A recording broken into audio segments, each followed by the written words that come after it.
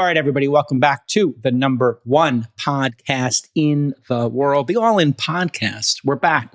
We got the original crew here. It's a tight foursome. With me again, he's returned from, I believe, the UAE, and Mina, the one, the only, your chairman, your dictator, Chamath Palihapitiya. He puts the dick in dictator. That's what they all say. How you doing? Good. You? So you went and you got that, wow, what's that beautiful airline that we all take to the region? Emirates first class, yeah. Oh, Emirates first class with the cabin. It's insane. With the wine. Take everybody in, because I do business class for 14 dimes round trip. Emirates is unbelievable. But the problem is there's like literally 1,000 movies, 1,000. So you have to like favorite out 30 or 40 of them. There was like 95 different menu choices. I had probably 8,000 calories. Oh, really? And that was just the wine, I take it. Yeah. By the way, the wine is incredible. The wine list, like 1996 Montrose, and I was like, is this I had never seen an airline wine list. It was pretty strong. Did you bring your sommelier, Josh? Was he in the cabin next to you with his own? I didn't need it. No, I didn't need it. I like that. And of course, your Sultan of Science. You got a great docket for him. It's kind of like the Super Bowl for Sultan fans this week. Because, yeah. I hope I deliver, bro. I mean, well, you're putting Trump the pressure cured on autism, now. and you're going to comment on it. So it's a pretty big deal. It's a pretty big deal. Let your winners ride. Rain Man David Sack. We open source it to the fans, and they've just gone crazy with it. Love you, Besties. Queen of Quinoa.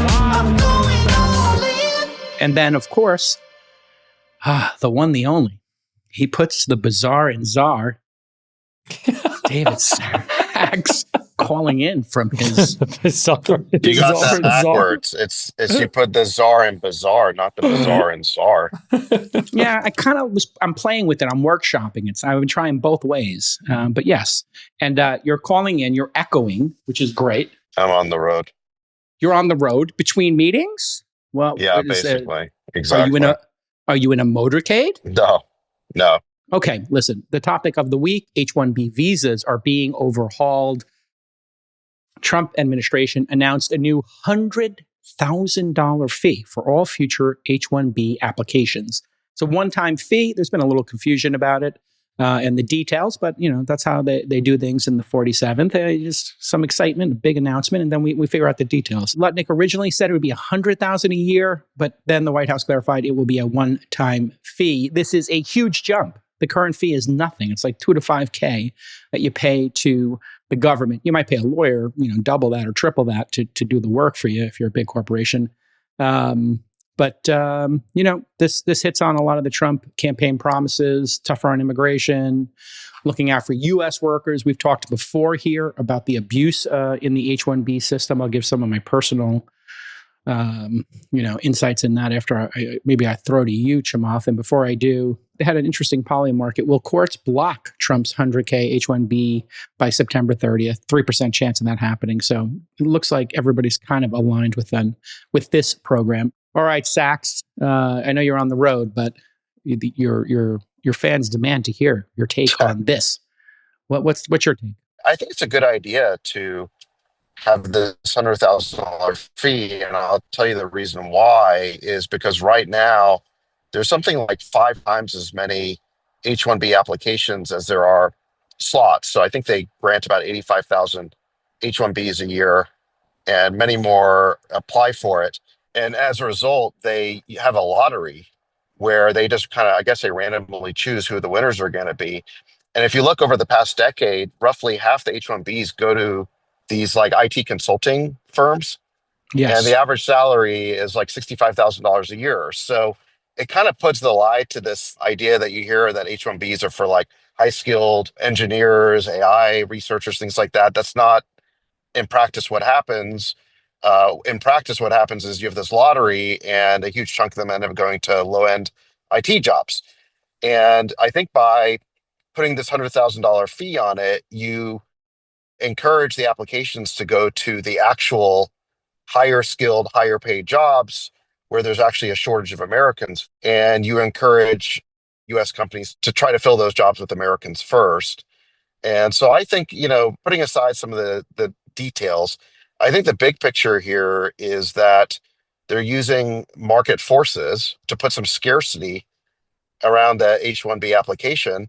And I think what that's going to do is encourage applicants to actually be these higher paid, higher skilled jobs that the program is supposed to be for, instead of these lower end IT chop shops. Yeah, these are supposed to be for highly specialized workers. I can tell you, when I was in IT in the early 90s, the abuse was happening all the time. And it was indentured servitude. It was disgraceful. The IT people would hire typically Indians, and they would say stuff to the effect of, these guys are going to work for half as much and twice as long, and they can't say no. That's the best part of it. They can't say no when we put them on weekend coverage. They can't say no if we want to do a build out and they have to work 10 days in a row, because we can kick them out of the country and they have 30 days to find a new job.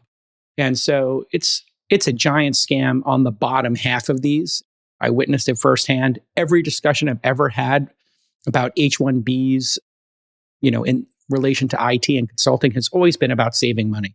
And the truth is, it's been abused. And I talked about this in 2015 on CNBC, Chamath, when Trump first started to talk about it. He's been on this for a while.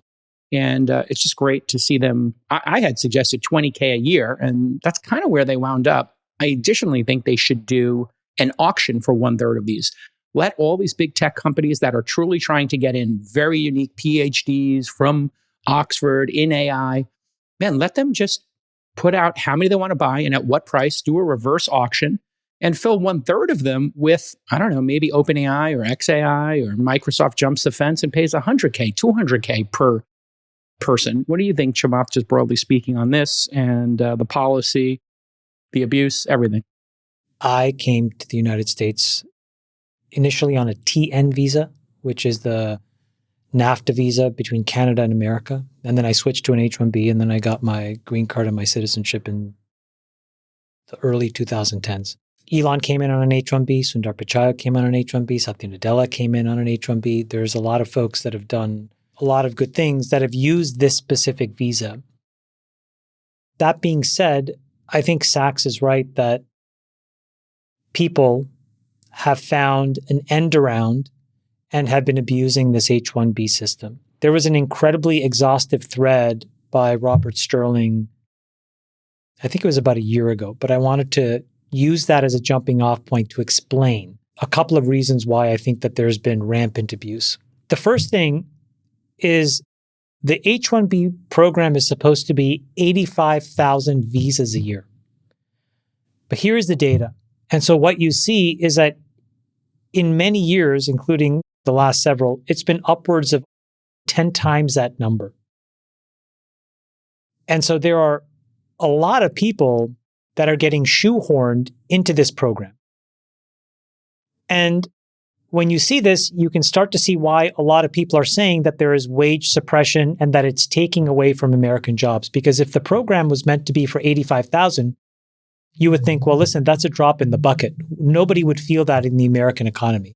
But when you start talking about almost 1 million people a year, 600,000 to 1 million a year, that starts to be perceptible. And that is absorbing a lot of revenue and wages that would otherwise go to domestic-born and legal immigrants that are already here. So that's thing number one. Thing number two is there was a myth that these H-1Bs were these extremely highly skilled people. And what Robert found out in the data is that actually, no, it's not really that case. And so I think the average salary, I just want to get this exactly right, it's slightly under $120,000. Now, if you started to tell me that these were the best in class PhDs in all of these whiz-bang industries where the companies are raising billions and billions of dollars, you guys already know that this salary would not pass the smell test. Most executive assistants at tech startups make more than $119,000 a year. So the idea that some qualified grad is making this should already sort of set off alarm bells that maybe where there's smoke, there's fire. So that's the second thing. So number one, we've been over allocating by 5 to 10x. Number two, these salaries aren't these incredible salaries that you think of, which tends to mean that there is the potential, as Jason, you said, in some form of indentured servitude and wage suppression. That's not good. And then the third thing is you would ask the question, well, who gets these things? And it turns out, as Sachs said, a large plurality of these visas don't actually go to American companies that are looking to hire talent to make this American business do better. These are foreign companies that are arbitraging labor and bringing people in. So crazy. Cognizant is not an American business. Tata? Infosys is not an American business. Tata, Wipro. It's not to say that that in and of itself is wrong, but you need to find the right visa class to do this under. Yeah, they're hacking it. And so when you put all of this together, I think the sort of broad takeaway is from where this started and what it was intended to do, we've deviated pretty wildly. And I think that this is a very important reset. Now, the last comment I want to make is about the people that say, hold on, we are going to cut our nose off to spite our face. And it's going to stop an inflow of incredible talent. And what I would just remind people is that it is really important to remember that when you are in the United States for a master's or PhD, you already get an automatic visa. It's called OPT. So you have multiple years when you graduate from a useful degree program in the United States to find a job. I have several of these folks that work for me at 8090. These are incredible grads from Carnegie Mellon.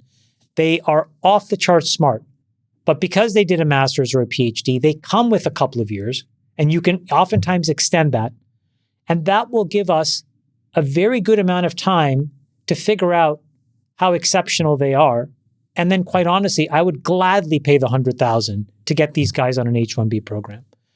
So I think if we're going to try to return this to what it was meant to be, which is to help American companies excel, get the best of the brightest, these changes, I think, are very good measures to course correct and get us towards that. And to just give people the history of this was something that was started after World War II to get really specialized people like Polish and German, like geniuses building out rockets. And I had a really interesting discussion. If you could pull this tweet up, there's another sinister wrinkle to this. I had this gentleman, Colin, on, and he went to apply for a product manager. I had him on This Week in Startups, my other podcast, and he applied and sent a resume with the reference number to the specific job, Friedberg, that he wanted at a company, New Relic. And he did this because in order to have an H-1B visa, you have to put the job in a newspaper, right?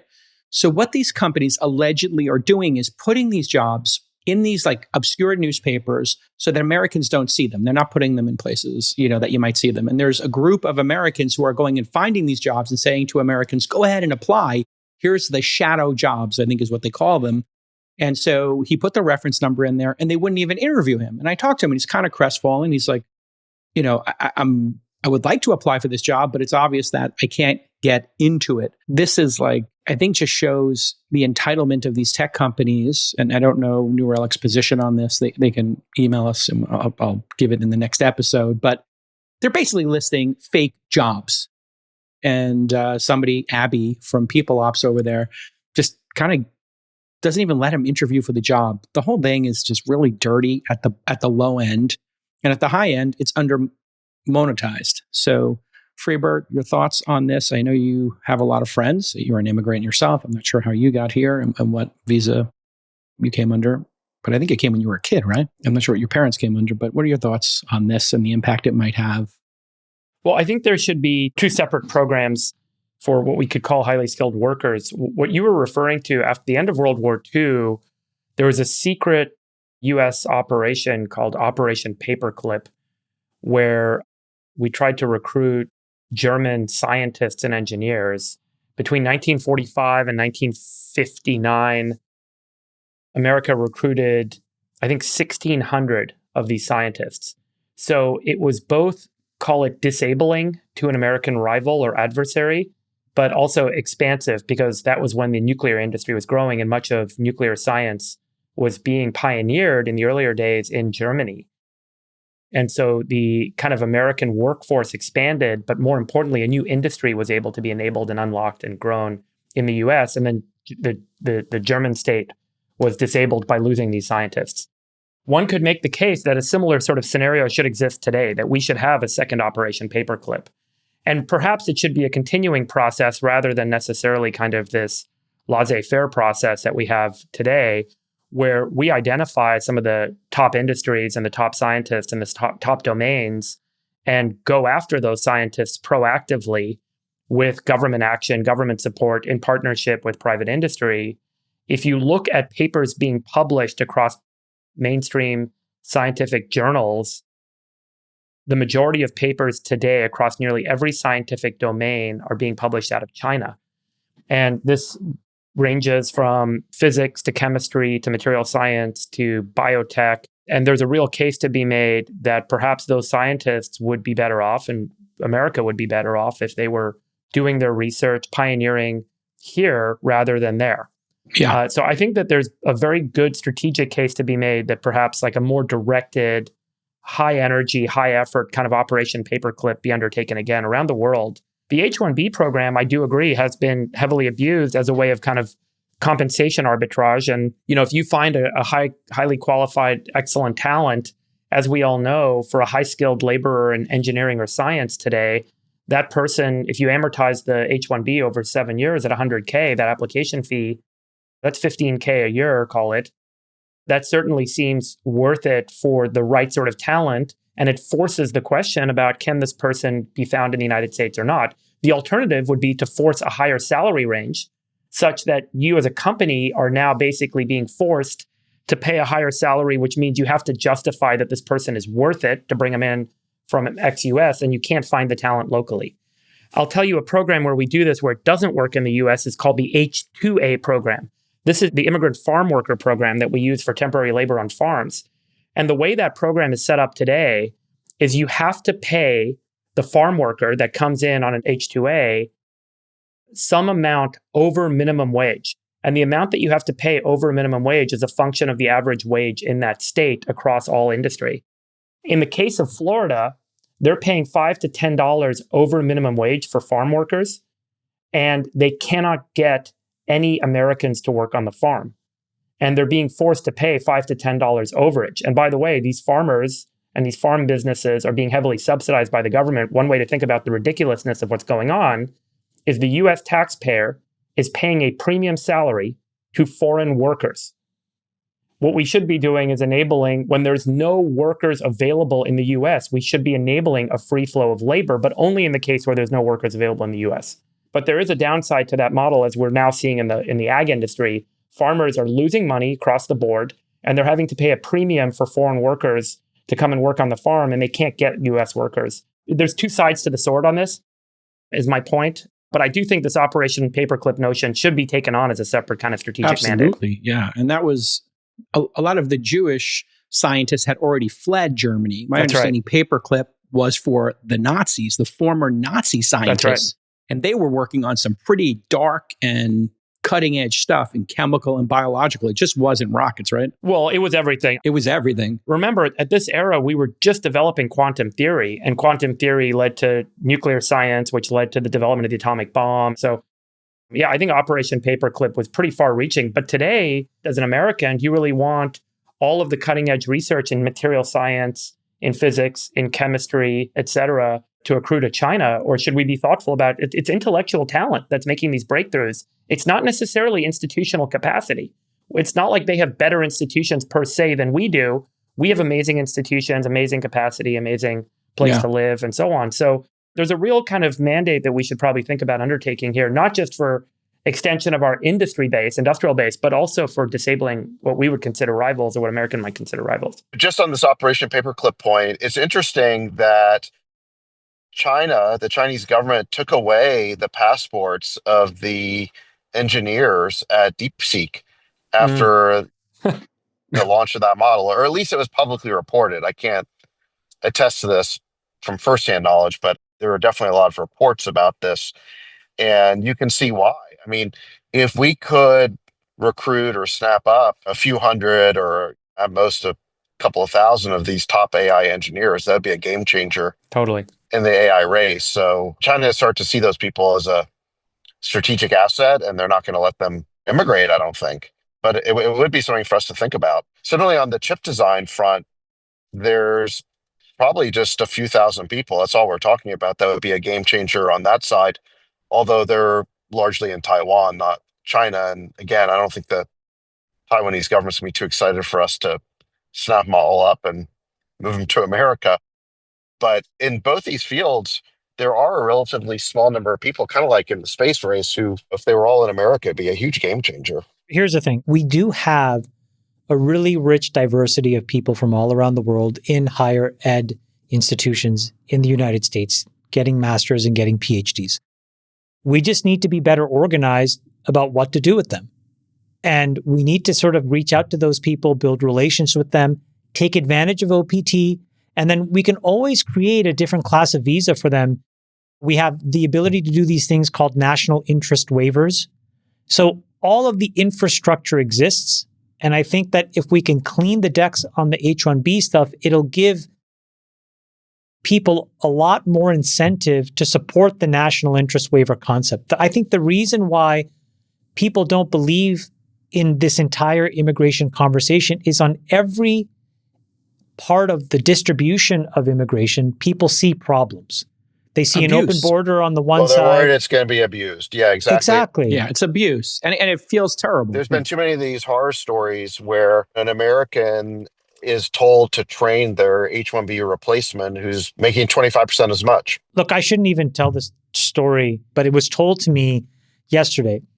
And I don't know this to be true, so I don't want to fan the flames of speculation here. But what I was told is that in certain countries, there are these puppy farms that essentially get these kids onboarded into US colleges. They're not the great colleges, but they are decent enough in all far-flung corners of America. Get them into master's programs, they pay for their school, and then these folks have to then send money back to pay off their degree. So if that's happening, then these kids are being abused as well, right? Yeah. So the whole thing has just completely run amok, and I think we need to clean it up. At that point, we have the chance of rebuilding trust where then we can propose what Freeberg talked about, and everybody would be supportive because they see that the system works as intended. I think closing of the border, I think, has made people feel a lot better about it because that was so abused that people just look at immigration in one bucket and they don't separate it into multiple buckets. There's compassionate, people who are true dissidents who we want to show compassion for. It's a small number of people. Then you have all these folks who were being taken with mules and coyotes over the border and then using that same compassionate designation and abusing that.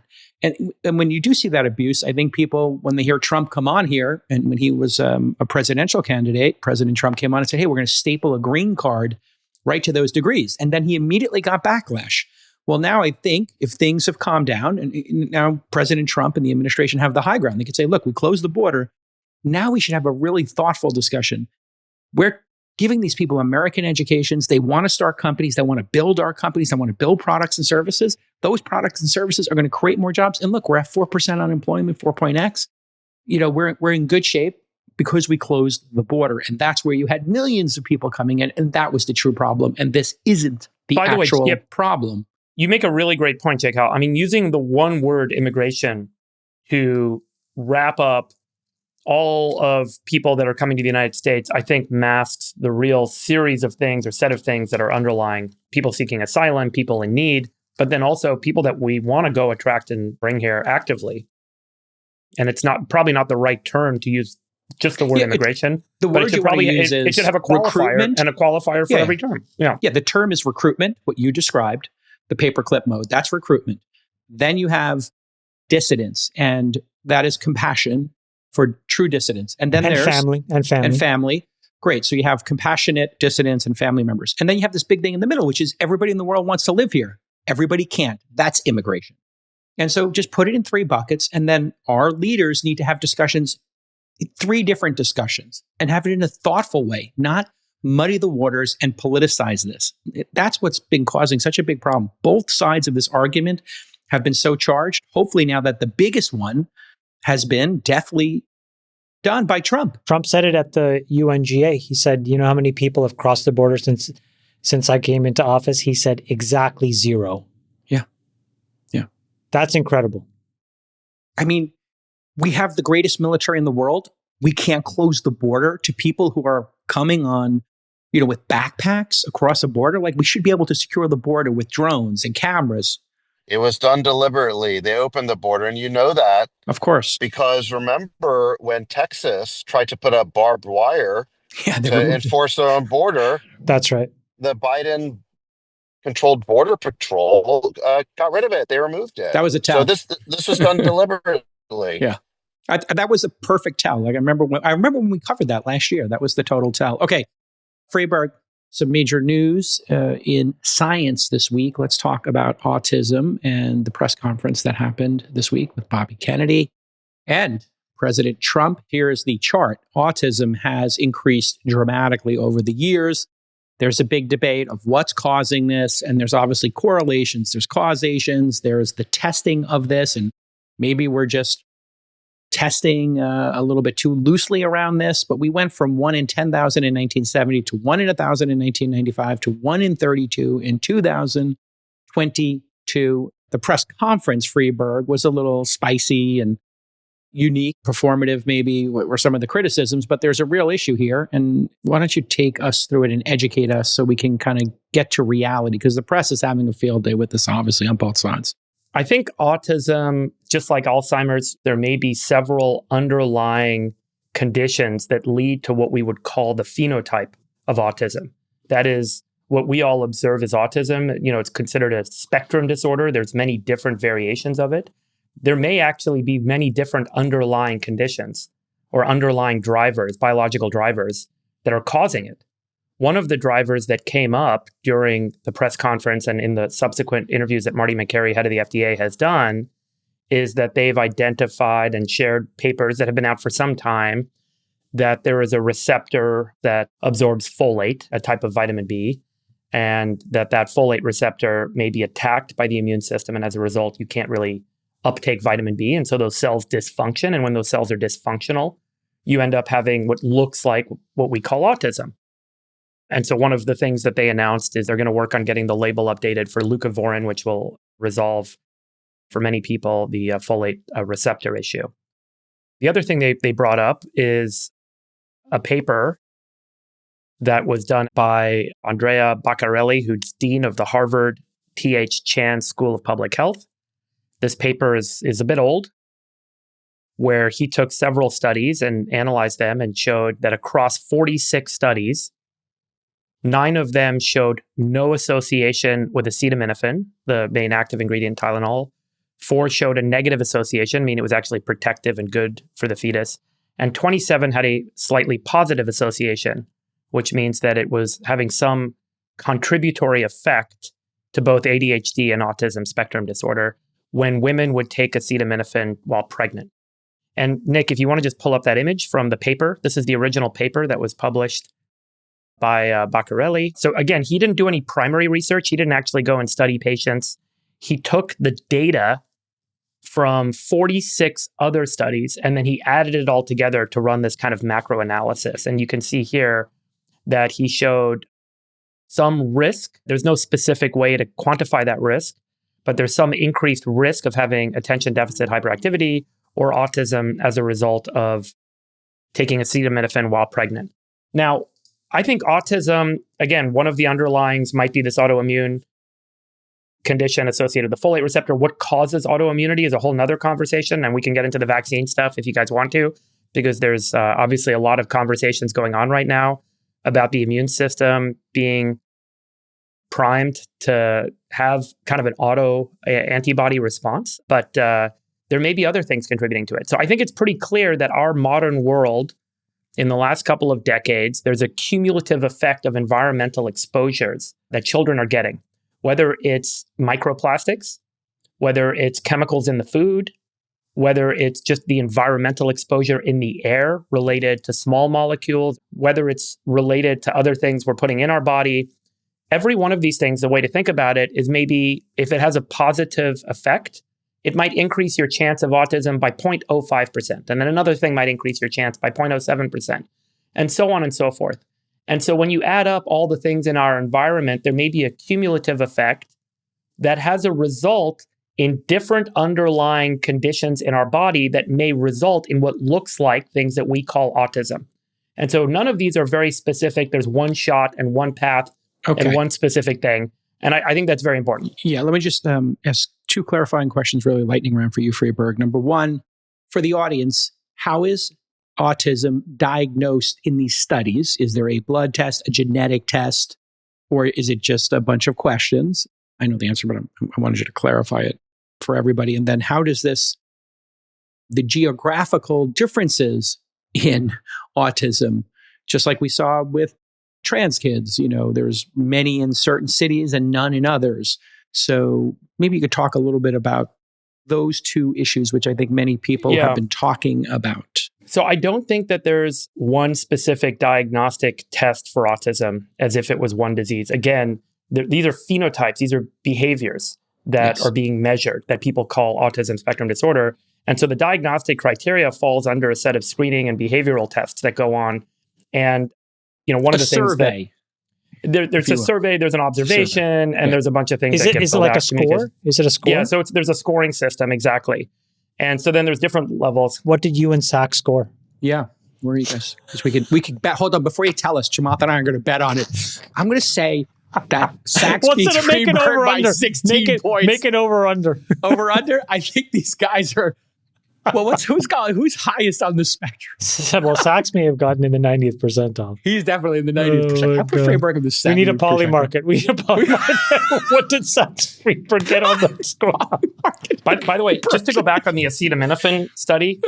So great. Oh, look, there's the emotional detachment. Go ahead, Freeberg. Go ahead. No reaction. You and I are laughing. Well, I mean, I'm making an active choice not to engage. But I am making an active choice to repress my emotions. One thing to note, and one of the controversies about all of this, the paper that was published by this guy Baccarelli from, I don't know if I'm pronouncing his name right, from Harvard, it's actually been challenged because in 2023, he was called as an expert witness in a lawsuit against the maker of Tylenol. And in that lawsuit, the judge threw out his testimony as unreliable because he was being paid $150,000 to give the expert testimony to work on the case. And so because of the payment whose side was he on? So this is the guy who published the paper that linked, that showed an increase in the expert testimony. Was he pro Tylenol or anti? Anti-Tylenol. So he was an expert witness for the lawyers that were filing the claim against Tylenol. I will say in the last couple of days since this press conference, he has publicly said that we are not yet certain or sure about the link. And I want to remind everyone that this association study indicates an increased risk. But that doesn't mean that if you take Tylenol, your child is going to have autism. That doesn't mean that there's a determinism here. There is a statistical chance that there is a slight increase, and the more acetaminophen you take, the more the chance. And that's what the paper showed. Let me take the other side of this. Here's what we know. We know for sure that there is this potential autoimmune issue that you, as the mother, can express as an antibody. There's an antibody test for it. We also know that the child can be tested for it. So at a minimum, we're now at a point where we can create a very thorough, well-funded study to get to the core of this issue. Separately, to the extent that you do test positive, there will be some doctors and some parents that may decide to take leucovorin prophylactically and then also to administer it to the child before it's clear whether they do or do not have autism. I have several friends who have kids on the spectrum. I talk to them about leucovorin. What they say is that when you have extreme autism, the drug is very effective. But when you have kids that are more sort of mild on the spectrum, then there's a lot of benefit from behavioral modifications and behavioral training, and that it's not clear how effective that drug is, but in one specific case, one of my friends is considering it for their child. Here's the point, though. I think the point is that we need to test for this. And I think that some combination of governments and industry should come together. Beyond that, the point that I want to make, though, is, and I think, Freeberg, I don't think you're adding to the conversation when you say that there's no determinism, because on the off chance that there is, I would say that we don't know yet. When you see women taking acetaminophen in this performative art way, basically to try to pwn Donald Trump and it's all over TikTok and it's all over X. I just think it's reckless. And I think it solves nothing. You're supposed to go talk to your doctor about it in all weather conditions anyways. But then when you transform it into some sort of like protest vote without really knowing, I think is really dumb. Yeah, and this test, by the way, Chamath, I'll say this folate receptor autoantibody, there has been a test available, I think, since 2012. This has been around for some time. In fact, cancer patients take this test, of course. Because and there was a paper published on this. I'm trying to find this paper. I'm not sure how much follow-up there's been. This was a SUNY paper where these guys went and found folks that were scored very high on the autism spectrum disorder diagnostic test, and they found a high prevalence. Over 70% had this folate receptor autoantibody. This was one paper, so I don't want to give it like a ton of credence. There's a lot of follow-up that's happened since then, and I'm not an expert in this space, but I did kind of do some research on what the history is of this. And so this is a very well-known kind of correlative effect, and it could be a very big contributor. But obviously, like, no one should feel like, hey, if I don't have autoantibodies, then my kid is fine. That doesn't necessarily mean the case. Again, there may be several paths to autism. And the thing about acetaminophen, just like, hey, have a drink or smoke a cigarette, the more you do, the higher the risk. This is the case with anything we put in our body. And I think that's the point about like what they've identified in the paper that was published regarding acetaminophen. And so there's still a lot to be kind of determined on how they're going to provide guidance to women that are pregnant on, do you have a fever? Do you take it for pain? What's the right criteria? Let's just say we all agree, medicating yourself to make a political point is dumb. Hilarious. What are we doing? That can't be true. It's absolutely idiotic. Absolutely happy this is true. It's stupid. It's stupid. Yeah. I think for his next trick, President Trump should warn people not to snort rat poison. Yes. Also not a good idea. Somebody was tweeting, next President Trump's going to recommend not using toasters while you're in the bathtub. Yeah. Just to see what people do. My fellow Americans, in light of recent studies, I wanted to warn against the use of toasters in your bathtub or your shower. Don't do it. Don't put the toaster in the bathtub. People are going to do it if he tells them not to. Exactly. I mean, I have such an inappropriate joke right now. I'm not going to say it. Let's take Friedberg's math. When I saw that, and you think maybe there's a 0.05% chance. Well, guess what? If you stack that up and it actually turns out to be true across the thousands of women that then performatively did this idiotically, you could actually have an extra kid or two with autism that didn't need to have it. What is going on in America? Well, look, I think there are a lot of people who instantly had a snarky reaction because it was Trump and Bobby Kennedy making these claims about Tylenol, and the media played into that. And look, I don't know what the truth of it is, but there are... Even Tylenol tells you to not take it. They say call your doctor. Yeah, exactly. How stupid are these people? There are plenty of articles establishing this risk. There's a paper from Johns Hopkins from 2019 called Taking Tylenol During Pregnancy Associated with Elevated Risk for Autism and ADHD. Pull this up. This is to your point. This is CNN's coverage on when these acetaminophen studies came out historically. And you can see that when it was announced at the Trump conference yesterday, they said Trump links autism to acetaminophen use during pregnancy, despite decades of evidence it's safe. And then if you read back, so this is 2017, 2016, acetaminophen during pregnancy may increase risk of hyperactivity. Studies link acetaminophen and pregnancy to ADHD. So when Trump says it, take the negative angle. In the headline, in the headline, they dismiss it. But every other time they've taken the paper and they've published a news article on the paper itself.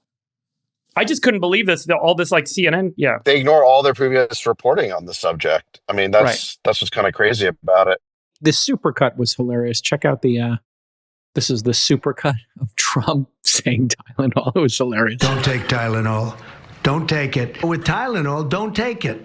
Don't take it. Don't use Tylenol. Don't take Tylenol. Don't take Tylenol. Fight like hell not to take it. I think you shouldn't take it. It's just hilarious how he presents information. Just don't take Tylenol. Don't take Tylenol.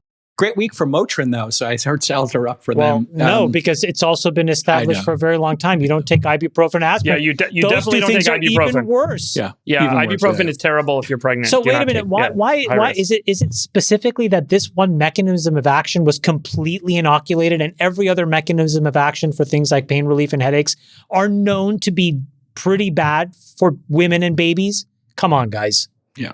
Freeberg, explain to us the disparity in different regions of the world and autism. Would you think that's the surveys and maybe people in the United States are a little more... Again, I'm not an expert in this stuff, Yeah. Jake Hal. I can opine on kind of what I've read and I've done some studying, Yeah. but think about my level of knowledge being in the range of hours compared to years, which, But I would I'm say a complete expert on this because I've watched all seasons of Love on the Spectrum. And I love that show. Yeah. Have you seen that, Shabbat, Love on the Spectrum? What is it? Oh, watch it with Nat. She'll love it. It's great. I do agree with the general notion that we have a cumulative effect. Like many studies that are done, by the way, are very organized around short duration, high exposure when it relates to novel molecules in the environment and how we're exposed to them. Yeah. The cumulative long-term effect of these things, as we learned recently with respect to like the amount of microplastics and the endocrine disrupting nature of microplastics, where they can actually bind to specific receptors and as a result block the expression or binding of other proteins, which can have a systemic kind of effect on you.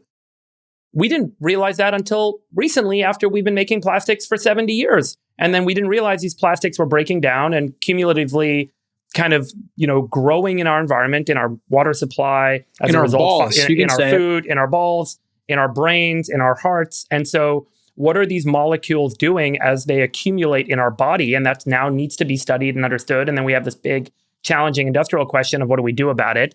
But that's true for nearly every novel molecule we've developed over the past 100 years on Earth. Some of them, by the way, we could make the case, we can show deterministically, they break down, they don't persist, they're fine. And then some of them, we could say like, look, there's a cumulative effect. As more of these molecules enter our body and some of them stay in our body, they over time increase the probability of things like DNA breaks resulting in cancer, or things like endocrine disruption resulting in metabolic effects, or things like we might be seeing now with folate receptor autoantibody presentations that drive autism spectrum disorder.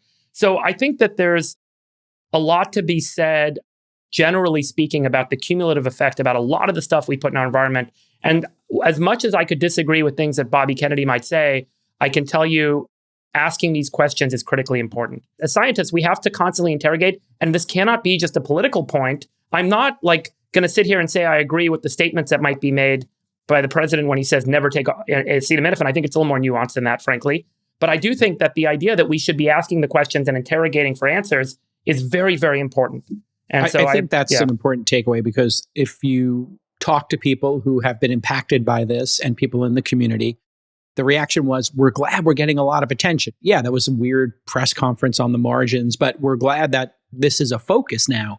And I think people are also glad about vaccines. Again, I don't think we should be banning vaccines, but I do like the idea that we're questioning all these things and we're not just giving the medical industrial complex a complete pass on this, and that we're spending money and investing in it. So let's go on to our next story around censorship. How much money do you think is spent in the USA annually on autism?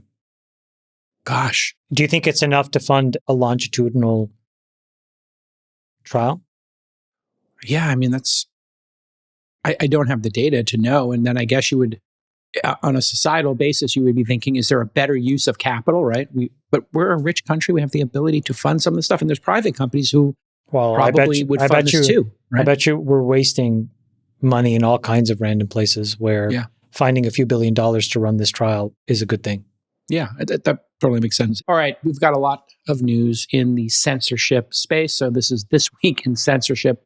So much to talk about. First story up, Jimmy Kimmel is back on the air. Earlier this week, Disney announced that ABC would resume airing Kimmel's show. And I think that was Tuesday night. Disney explained why they suspended Kimmel last week: to avoid further inflaming a tense situation at an emotional moment for our country. And they call Kimmel's comments ill-timed and thus insensitive. He came back and had a massive amount of reach. But Nexstar and Sinclair's affiliates, they decided to not air it, and that was 60% of the market. So interesting, Polymarket had Jimmy Kimmel canceled by September 30th. It was nearly 80% after Kimmel was suspended last week, but that's plummeted to 1% since then. It was quite emotional. I'm guessing everybody watched it, and I did not watch it. Oh, you didn't watch it? Okay, well, we'll play a clip here. I felt you should watch what he said. And yeah, it was incredibly heartfelt and deft in terms of its execution. It was sincere. And here it is. I don't think what I have to say is going to make much of a difference. If you like me, you like me. If you don't, you don't. I have no illusions about changing anyone's mind. But I do want to make something clear because it's important to me as a human. And that is, you understand that it was never my intention to make light of the murder of a young man.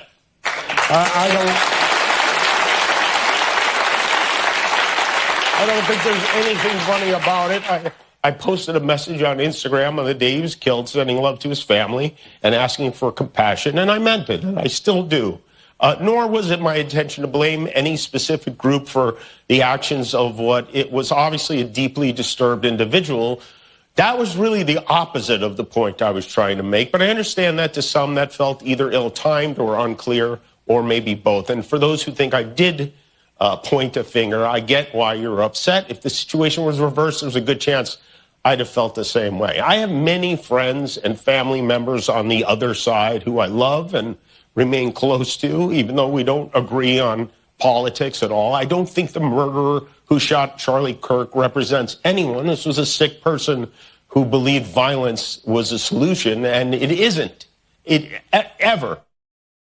Yeah, and he references later in this apology of sorts. I think it was pretty clear he was apologizing his own faith, his Christianity, and just how beautiful it was that the widow of Charlie Kirk had forgiven the shooter. And he got broken up about that as well. He then went on to do a bunch of jokes and have a normal show. It was massive ratings. Obviously, everybody was tuned into it, and we'll see. He didn't apologize. I didn't hear an apology. Okay. Did he apologize? Do you know? Do you know what that means in the English language? My understanding, if you look at Twitter and stuff, was that there was not technically an apology. Okay.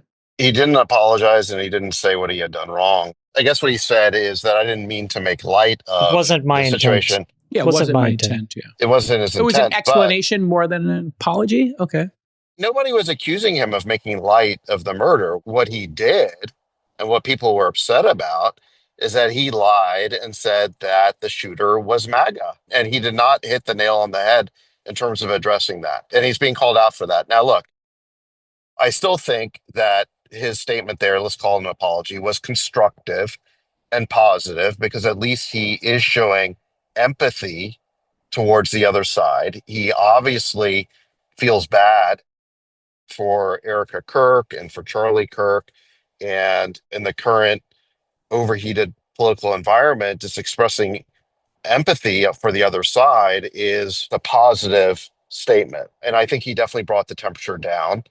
And I think later in the statement, he also makes an important point about, he says, just selfishly, I have threats on me. And what he's basically saying is, look, we don't want to get into a civil war here. We don't want to get into a cycle of tit for tat retaliation. Let's not play Hatfields and McCoys. This is my words. He didn't say this, but that was sort of the intimation of what he was saying. And I think that is a good thing to say. I mean, no one here should want a civil war, and this thing could go off the rails really badly. So, look, I think that his statements were positive and welcome, and they showed empathy for the other side, but he did not fess up to what he really did wrong here, which was to claim that the shooter was MAGA. That was the thing that was deeply offensive.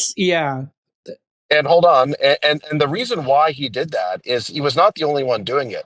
In the early days of this shooting, of this assassination, it was a talking point on the left that this shooter could be right wing. And the reason why people on the left were saying that is it was exculpatory. It was basically to put the blame on the other side instead of looking in the mirror and copping to the fact that there is this rise of left-wing political violence and assassination culture. As we demonstrated on the pod last week by looking at all the data and all the numbers, there really is this poisonous ideology that is on the left. And yes, there's some of it on the right, but way more of it on the left, that political violence can be used to solve problems. And the left really does need to look in the mirror and rid itself of that ideology.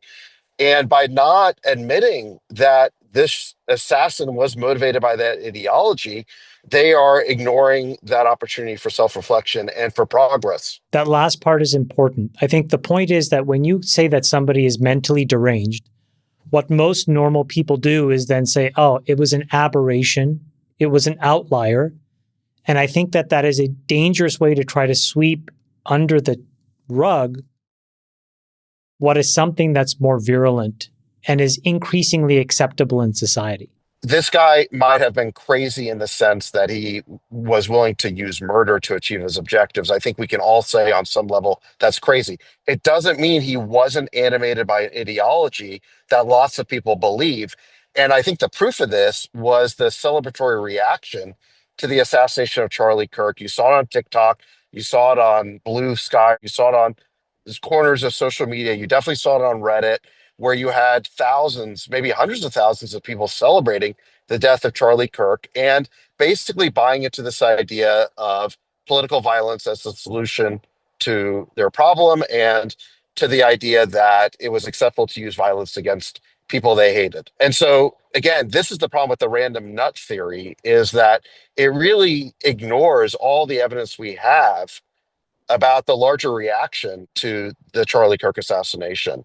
And this is the thing that the left really doesn't want to confront. It does not want to look in the mirror and say that we have a problem on the left with this assassination culture. And we talked about this last week. And if you look at polling, they just did polling around this, and there's still millions of people on the left who believe that the shooter was MAGA. And Jimmy Kimmel helped foster that belief with this disinformation that he put out there. And he really should have hit the nail on the head in terms of saying that he got that wrong, that it was wrong to say that. And he could have been a little bit clearer about that. I'm not dismissing the positive things he said, because I do think it was good for him to show that. I mean, I'm going to give him credit for getting emotional. I know a lot of people on the right think that it wasn't sincere. I think that it probably was sincere. I'm going to give him credit for that. I think his comments were constructive, but he did not apologize for the thing he actually did wrong. And in fact, he just replaced that original lie with a new form of left-wing spin, which was the random nut theory.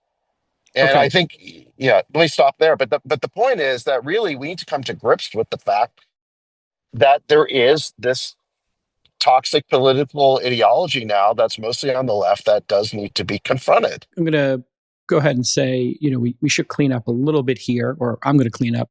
He should have, I think, made it clear that this wasn't a MAGA person, but I'm just going to repeat the quote. We hit some new lows over the weekend with the MAGA gang desperately trying to characterize this kid who murdered Charlie Kirk as anything other than one of them and doing everything they can to score political points from it. Now, he should have said that turned out not to be true. It was actually a liberal. And I think it was not that he said the guy was MAGA. He said people were speculating he was MAGA. That actually was true. So just to be clear here, he never said the person was MAGA. Wait, who was speculating? The MAGA the people weekend were never speculating. when it happened. Charlie Kirk's fans, his loved ones, his coworkers weren't speculating about this. It was people on the left, people on the left, of which Jimmy Kimmel was one, were trying to plant the story that this assassin could be MAGA. Well, I mean, this is the problem. Deliberately. Hold on, that was done deliberately as disinformation to take the blame off of the political ideology. Yeah, I don't think anybody. No. And the culture of political assassination that's been rising on the left. Okay, so over that weekend, there was definitive speculation that this might be a Groyper, one of Nick Fuentes' fans. There was also significant speculation, and this is why people shouldn't speculate in a breaking news environment, because you'll frequently get it wrong. And people had gotten it wrong because they assumed that this individual was MAGA because his parents were. And then when it turned out it wasn't true, that's when the record got corrected. But this was one of these instances where people actually were speculating and they were wrong. And that's why you should always wait in a breaking news environment. Well, you're using a lot of passive tense in order to avoid who said what. How so? You said there was a lot of speculation. No, Yeah, there I'm was an talking about effort. social media speculation. There was an effort to create a narrative, a false narrative, that somehow MAGA was to blame for this. And Jimmy Kimmel was one of the leading people who did that. We covered last week the rundown, the timeline of what was known at the time that Jimmy Kimmel said that. And Megyn Kelly did an excellent job summarizing everything we knew. We knew what was written on the bullet casings. We knew what the parents had said. We knew what the friends had said. Megan's tweet on this is very exhaustive. So you're acting like there was a legitimate basis for Jimmy to say what he said, and there wasn't. And I don't know why you're covering for him right now. No, I'm not covering for anybody. I'm clarifying a factual error. He did not say the person was MAGA. He said there was speculation that weekend, which that weekend there was speculation that this was a Groyper and that the family was MAGA. And I'm just on social media, everybody was speculating about this.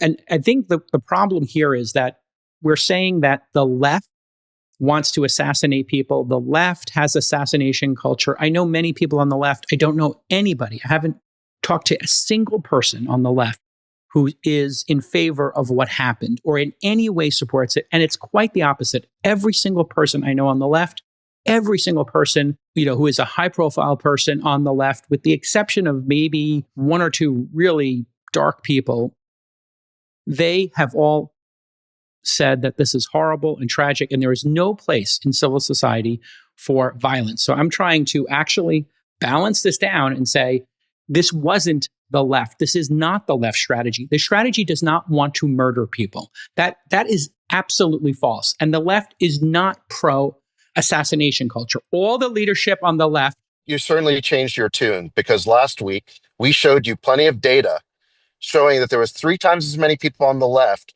who are celebrating or endorsing political violence. You didn't object to that then. You didn't show me data on the opposite. You're just saying that no one you know. Well, I'm glad that no one you know is celebrating political murder. I'm happy to hear that. And the only leader I saw was Ilhan Omar, who was just saying, like, Charlie Kirk's got a terrible legacy, et cetera, like inappropriate comments there, obviously, but every other person uniformly condemned this. Now, I know there's tons of surveys out there, and I think if we're going to talk about political violence, the right also has a political violence problem, and that they need to do. We saw on January 6th, MAGA and all of these people beat police officers and destroy the Capitol. That is also political violence. It's not an assassination. It's obviously distinctly different, but they were beating cops, okay?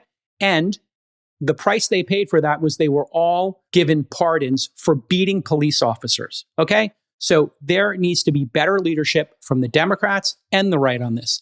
And everybody needs to calm this down and say, this is not acceptable. Whether you're beating cops up on January 6th, assassinating somebody, threatening people that they have to fight, this is all terrible. Everybody has to calm everything down. And that's an example I'm trying to make here on this program, is to have productive dialogue, even though we disagree about things. Every person I know who's on the left, every person I know absolutely believes this is abhorrent and they would never condone it. Period, full stop. And every leader, with the exception of like 1 or 2 people who I don't understand why they would ever criticize, a Christian who was murdered in cold blood. I'm sorry, that's totally unacceptable.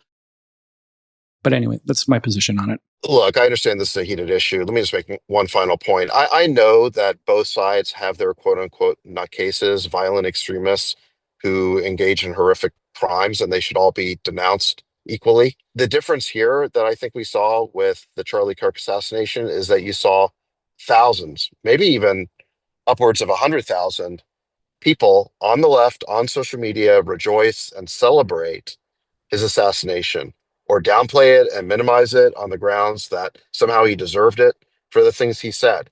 And I just have to say, I don't think we've seen that behavior before on the part of the right. Whenever there's been some horrific crime, I don't remember anyone on the right ever celebrating that. It was not something that was mainstream discourse by any means. I certainly did not see thousands of videos and Reddit posts celebrating that. And I think what you see in the polling data is that, yes, there are some people on the right who feel that political violence is acceptable or a solution, but that number is 3 times greater on the left. I'm glad Jake Cal doesn't know any of those people. That's reassuring, but nonetheless, it's there in large amounts of data. And I think that we need to address that problem without minimizing it or both sidesing it, or else we're never going to make progress as a country. Okay, JCal and Chamath both had to run. We started late today and we ran a little bit too long for both of them. Sax and I are going to wrap it up with a quick conversation on AI. Sax, I don't know if you saw, but there were 2 papers that were published this week, each of which on their own, I would say were pretty kind of important. I'll highlight the first one. And Nick, if you could just pull this first one up. This is the MIT paper. So this paper is called Teaching LLMs to Plan. And effectively, what this team did, and again, they were out of MIT in collaboration with a scientist at Microsoft AI in Mountain View, they basically created an instruction tuning framework that teaches LLMs to do symbolic planning, which basically means that the LLMs think about step-by-step or chain of thought in a smarter way by making them generate explicit state, action, state chains. And then they trained that model by giving them feedback with an external plan validator, which is effectively going to be a human or a software tool that says, did this series of steps make sense to do the thing you're trying to do? If not, here's what you did wrong. Here's what you should have done better. And they were able to achieve planning accuracy of up to 94% on some standardized benchmarks that are used for chain of thought reasoning and planning using LLMs. This is a 66% absolute improvement over baseline models. And so this is pretty substantial. They took Llama 3 and they were able to increase the performance from 1% to 64%. The outcome of this basically is that this sort of a system can be used to train LLMs to do better reasoning and better chain of thought in such a dramatic way that LLMs will look like they are starting to reason. And so by training them effectively on the steps in planning on how to reason, the LLMs get better at looking like they're doing reasoning using this kind of symbolic planning method that they then built a tuning framework around. That sounded a little bit complicated, but I think ultimately what it translates to is they figured out a method to get AI to act in a more reasoned way in developing step-by-step plans and execute against those plans. And the results and the benchmarks are incredible. So this was a big breakthrough, I would say, this week, Sax. I don't know if you spent any time looking at this paper from MIT or talked with your team about it. I haven't seen it, but what exactly is the symbolic framework they're talking about? Exactly, what exactly is that? I mean, I understand chain of thought, but what is it that improves the accuracy? There's an old language called PDDL, or Planning Domain Definition Language. PDDL is kind of an attempt to standardize AI planning languages. So it's been around for a long time. I think it's been around since like the late 90s. And it's effectively a series of symbols that define planning. What they were then doing is basically using PDDL to try and set a series of steps that the LLM would use to reason and get to an answer on doing a task or running an action. And then they tuned the PDDL using this tuning framework that they developed, giving it feedback. And then they also fed it good plans and bad plans and said, this is a good plan, this is a bad plan. And so overall, the LLM was then run in such a way that it actually had a better set of steps that it would use to solve a particular problem. And so this can then lead to all of the underlying machinery of an LLM being better utilized to solve a bigger problem, to solve kind of a chain of thought or to solve some reasoning problem that requires several steps or planning. I think it was a very good breakthrough. The benchmark data that they shared was pretty impressive, and it's getting quite a bit of attention this week. That was one, I think, really interesting paper that came out this week.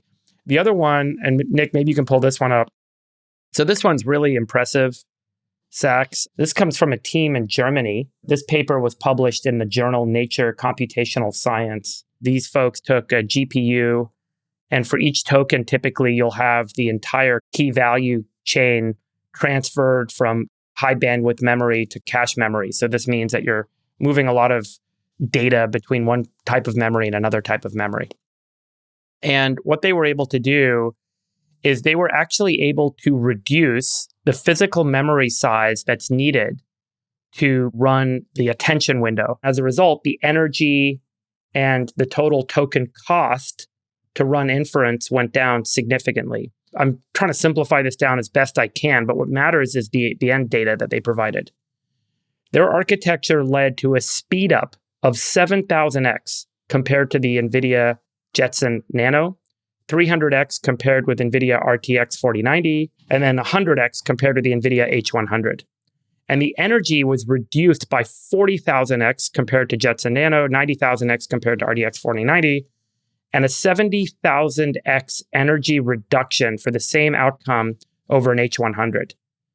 So I think that this mechanism, if it scales, this new kind of technique can have a pretty dramatic effect on the energy consumption needed to run AI. And importantly, because you need far less memory, you can actually move a lot of AI inference to the edge of the network, meaning you could put, for example, a very high-powered LLM model that could be run in a robot or in a piece of equipment or in a computer or on your phone that historically you'd need to run in a data center because you needed a very high-powered GPU chip stack. And so this architecture, I think, could be one of these big architectural breakthroughs. We've spoken with Sergey Brin and Eric Schmidt and Sundar and Demis about the big architectural breakthroughs that are coming in AI that could ultimately lead to many orders of magnitude reduction in the energy cost needed to run inference and to run AI models. Again, if this scales, then all of our assumptions about the data center, about the energy, can start to kind of be thought about under this new kind of architectural framework, which might actually result in much, much lower need states.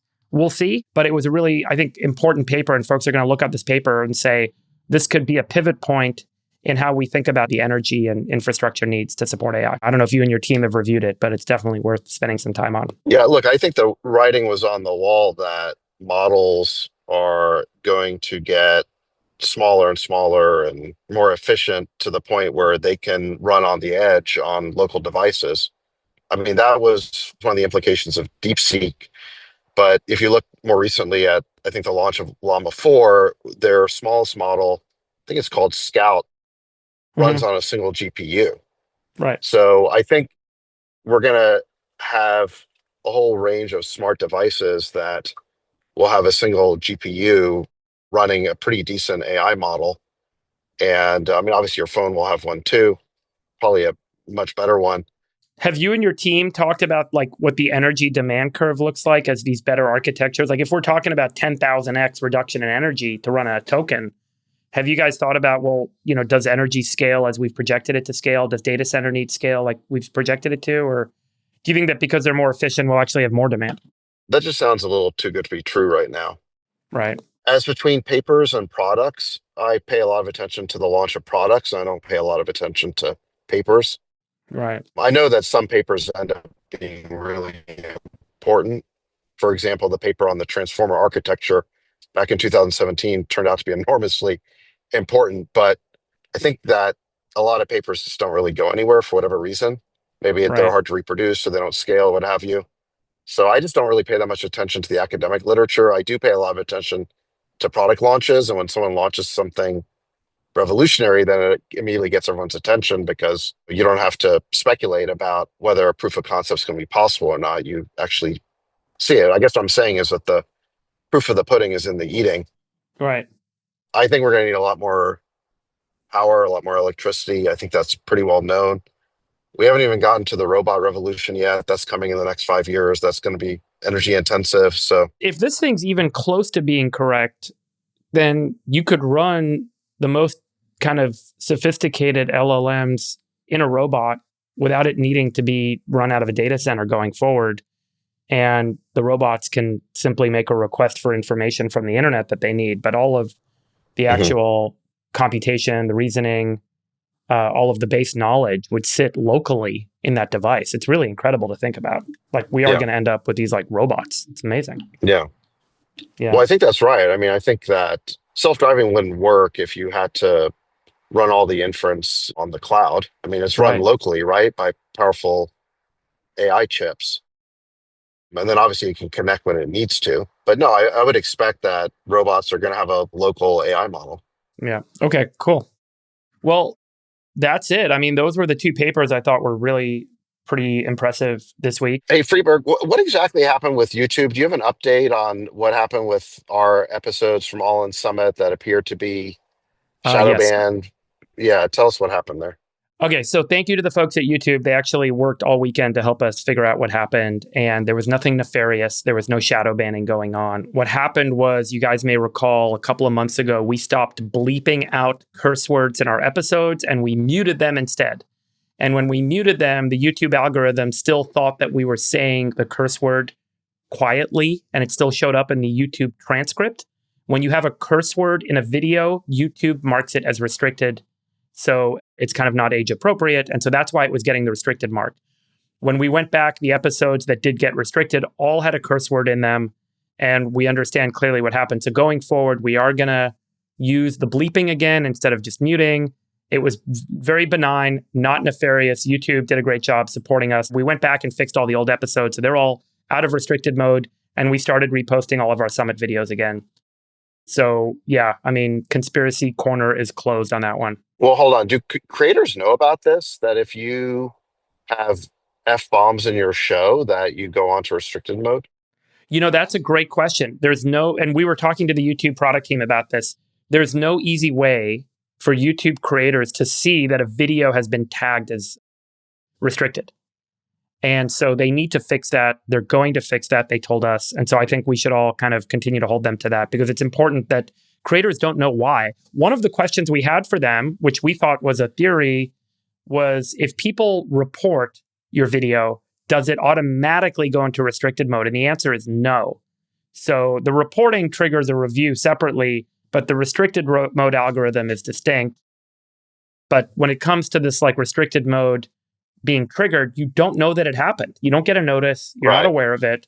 And they need to address that, obviously. They need to have like a dashboard that shows you any kind of restriction on your videos and a reason code for why. That's right. And specific timestamps, because their engineers were able to pull it up for us, look at the timestamps, point us to them, and we could see what happened. That should be apparent. Like, they should present that to the creators. They know why they got restricted. I think part of the argument was like, well, restricted mode in YouTube isn't a big deal. It turns out it is a big deal. We saw it in our traffic. We had big drop off because a lot of network administrators, so the people that run the Wi-Fi at Starbucks or on your public bus and subway or in your, office, they have a network setting that's called safe mode. And safe mode was originally designed to block porn or other not safe for work content at work, but it also triggers the restricted mode being blocked on YouTube. And so if you're in one of those public networks and you're trying to access YouTube and you're in a restricted video, you lose that entire audience. So it turns out, I think it actually is a bigger deal than folks realize, that videos are getting tagged as restricted mode. At least I think it is. And they should do a better job kind of surfacing things. And then people should be able to go back in, creators, and correct any issues that might be causing that to be restricted. Yeah. But I don't feel like the policy itself was bad. I think there was an algorithm problem where their software didn't pick up that we had muted bad words. And it was more apparent previously when we bleeped them. So we're going to go back to bleeping until they fix it. Was there any weaponized reporting of content, or we just don't think that was a thing? No, okay. We know that to not be true. We checked that. I checked that at the high level, and the answer is no. And I think we feel very good about that. There's no mechanism either that if people do blast reporting or they try and, as we used to joke, brigadoon you, it doesn't actually trigger anything. So it's Got it. And speaking of YouTube, there was a really important report out this week where I think we kind of knew this, but YouTube acknowledged that during the Biden administration, I think this was like roughly 2019 or 2022, that time frame, that they censored, I think, something like 1 million videos at the behest of the Biden administration. I guess that would have started in 2021. And they admitted that they were pressured by the administration. Zuckerberg had said the same thing about Meta, and the Twitter files informed us about the same thing, but now YouTube has finally acknowledged that. And there's a big release on that.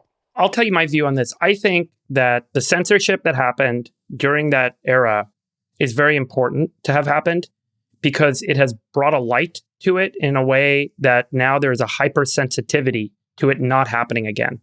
And I actually think that that's very good. So the fact that it happened has now created a real sense that going forward, the policy limits, the boundaries are now more clear than they ever were. It's not just about the Trump admin, which I think a lot of mainstream media tries to make it about, but it really is about the importance of free speech and censorship. And who decides what's objective truth or not? I mean, going back to all of the COVID era discussions, not allowing people to have discussions clearly is a problem. And speaking of this topic, I don't know if you saw this, but there is this kind of hate speech bill that passed out of the Assembly and the Senate in California that's now on Gavin Newsom's desk to sign, which basically would fine social networks that allow content to show up on their social network that the state of California deems to be hate speech.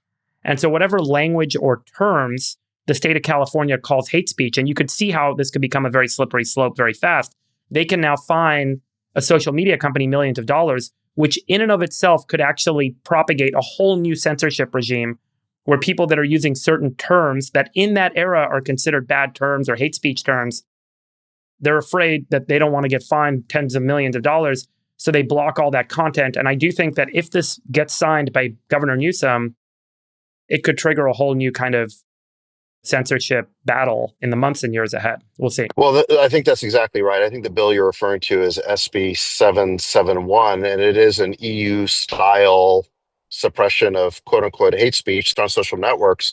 The problem is that there is no definition of hate speech. That's not a category that exists. It's just whatever the people in power say it is. That's right. And so there is no constitutional exception for hate speech under the First Amendment. They reference in the bill, the California bill, because I read it, civil rights statutes, which speak to certain types of discrimination, certain types of hate speech. But to your point, those words are not defined. And so what ends up happening is you could say, well, using that word is discriminatory to this group in some way, or using that word is hateful because it offends another group. And suddenly you start to blur the line between what the average person might call hate speech and what perhaps some people in an administrative body are calling hate speech. And suddenly it becomes more like, hey, is this really a civil rights violation or is it just offensive content? And it's a very slippery slope that offensive content suddenly can get wrapped up and be called hate speech. And then the government starts to tell us all what we are and aren't allowed to say. And we're obviously seeing the repercussions of that in the UK right now, where the police are knocking down doors to arrest people for putting stuff on Twitter. The direction I thought you were going in a minute ago was that it sounded like you were saying that it's good that we've learned all these lessons from this COVID period where YouTube and Meta. And then I changed my mind. And I think that's exactly right. I don't see any evidence that I'd say, especially the political left, has learned its lesson. You got Gavin Newsom now trying to ban hate speech in California. By the way, he also signed that bill, was it like a year ago, banning parody. Remember that? Parody videos? I do remember that. Yeah. Political AI. It was like political AI videos. Yeah. Because it was in the wake of a humorous fake advertisement for Kamala Harris. Then you've got these folks who on the left are already saying that Sinclair and Nextel need to be punished for not putting Jimmy Kimmel back on the air. So in other words, the same people who were saying a week ago that the Trump administration jawboned ABC Disney, that was fascism, but if they jawbone Nextel and Sinclair, that's democracy. I mean, it's completely hypocritical. I'm not convinced anyone's learned a lesson from this. And just to be clear, I don't think Jimmy Kimmel should be taken off the air or censored or whatever. I'm pretty sure that his show is not going to be back next year because it's got such low ratings. I don't think there's really a need to censor him. It is true that there is a public interest requirement for using public spectrum, but nobody seems to agree anymore on what's in the public interest. So I completely agree with what you said last time. We just got to auction off that spectrum. We don't need that spectrum. We have the thing called the internet now. And so we no longer need broadcast television. And there shouldn't be a government regulated broadcast television system where they're deciding what is and isn't appropriate content and in the public interest. That just doesn't make sense for the government to do in a market that's supposed to fully support free speech. Yes. And I agree. I think the Jimmy Kimmel issue should be up to the people that are spending their money to put Jimmy Kimmel on the air, and they can decide what they want to do. With, if no one watches it, they'll take him off. And if people watch it, they'll keep him on. That's their decision. We shouldn't, I don't think that it makes sense to quote cancel or ban someone for saying something that's offensive. And I think that if you do it on one side, eventually it'll happen on the other side. But that's a tried and true point in free speech advocacy, obviously. Yeah. I mean, look, you could definitely argue that throughout history, both the right and the left have sought to censor inconvenient speech when they've been in power. But again, I just think this is one of those issues where just because both sides have done it throughout history doesn't mean that in the present day, one side isn't a lot more guilty of it than the other. And you see this with whether it's Scott Wiener and Elizabeth Warren jawboning Sinclair and Nextel to keep Jimmy Kimmel on the air, or whether it's Gavin Newsom possibly signing this bill to ban hate speech in California. Well, do you think he'll sign it? I don't know. If he does not sign it, if he vetoes it, will you give him credit? Yeah, for sure. That'd be a good sign. Yeah. Like when he vetoed that AI bill, I thought that was fantastic. And I give him a lot of credit for that. Yeah. I think he's not a completely unreasonable person. There's points when he realizes things have crossed the line. Yeah. Which, by the way, is scary because then I think about who's the next governor. These things pass out of the Senate and the Assembly, and he's the only thing standing in the way. It's scary. Gavin Newsom isn't even the craziest person on the left. I think we can all agree on that. Yeah. I'm not a fan, but there are way crazier people. But let's see. I suspect he will sign it because I think the left very much likes this sort of thing. You see it in Europe. You saw it in the Twitter files. See it in these acknowledgments that YouTube has just made. You see it in what Zuckerberg told Rogan about the censorship that Meta was pressured to do. I think there is a clamoring on the part of the left to silence speech that they don't agree with. And they do call it hate speech. It's speech they hate. And the right, in a fit of pique, when they're angry about the assassination of one of their heroes, are they capable of saying that Jimmy Kimmel should be taken off the air? Yeah. But is that something that's been broadly acted upon on the part of the right? No, it's not. The left is the one that's engaged in massive amounts of speech suppression over the last few years. It's not a both sides problem. So I hope Newsom will veto that bill, but let's see what happens. I hope he vetoes it. I think it would be an incredible statement if he did. But if he doesn't, I could see why this creates effectively a free option for him, for the Democrats, for whoever's in charge with administering California statute, giving themselves basically a free option on whether or not to enforce it and how to enforce it. It creates a mechanism. And I just don't like that mechanism existing, obviously, but I could see how a system in power can find this to be a good mechanism for maintaining power and influence, or at least influence over speech. I think Newsom's going to have to sign it into law because it's what his base wants, and he intends on running for president in a few years. And it's not just the California base, it's the overall base of the Democrat Party. I don't think he's going to want to risk alienating them. And even if he harbors some qualms, which I'm not sure he does, he probably realizes he's got the Supreme Court to back him up in the sense that they're probably going to find this unconstitutional.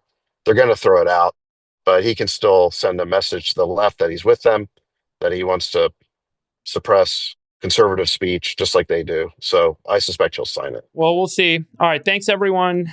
Sachs, have a good drive wherever you're going. Thank you guys for joining us. Sorry we lost our other besties. This has been your favorite podcast, the All In Podcast. I am your closing host, Dave Friedberg, joined by David Sachs. Goodbye to Chamath Palihapitiya and J. Cal. We'll miss you guys. Bye-bye. We'll let your winners ride. Rain Man David Sachs.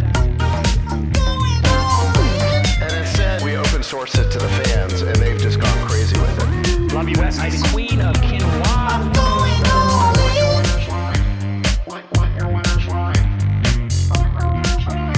Besties are back. Go 13. That is my dog taking a notice in your driveway. Oh, man. My haberdasher will meet me at Clinton. We should all just get a room and just have one big huge orgy because they're all just useless. It's like this sexual tension that they just need to release somehow. Wet your beak. Wet your beak. Your feet. We need to get merch. Besties are back.